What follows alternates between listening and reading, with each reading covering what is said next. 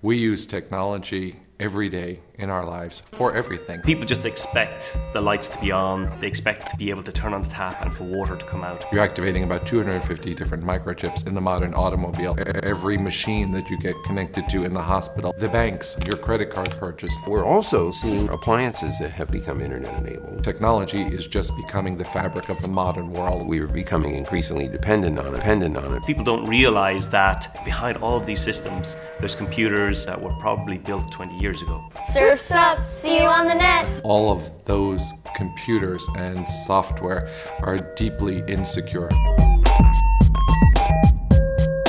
The standard view of a cyber criminal is some 16-year-old pimply kid in his mom's basement hacking away at a keyboard in between playing World of Warcraft or Call of Duty. But it's changed. Today, it's actually a business, and it's run by traditional organized crime groups and new modern organizations.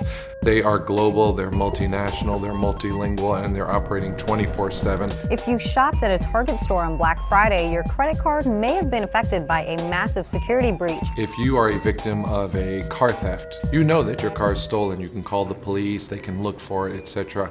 What's different about cybercrime is it happens in the background.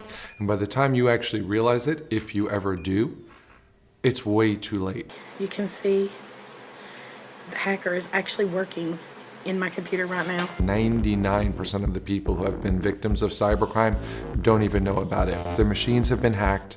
The bad guys are living inside your computer. They're monitoring what you're doing. According to the latest studies in 2014, the average time to detection is over 200 days. And that doesn't matter if you're a mom sitting at home or the major corporation in Silicon Valley. 200 days across the board. By the time you realize you've got a problem, it's way too late. All of your customers' credit cards are now out on the internet, where people are starting to short your stock in really odd ways. One hacker group may have stolen up to $1 billion from banks around the world. Kaspersky says the cyber attacks are still happening. They're going to first break into a computer in Buenos Aires, and from there they're going to hop to a computer in Italy, and from Italy they'll go to London, and then they'll go to the bank that they want to take over in New York. And what that means is that now you have an international criminal investigation, and the evidence is incredibly ephemeral.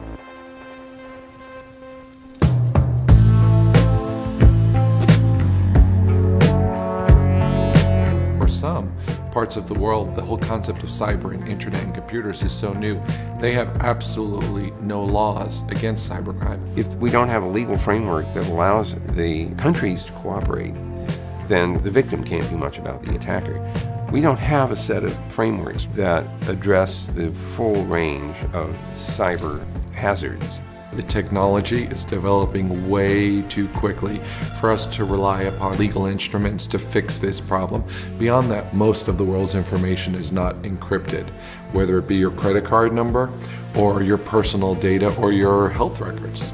Anthem Insurance got hit by a massive electronic attack.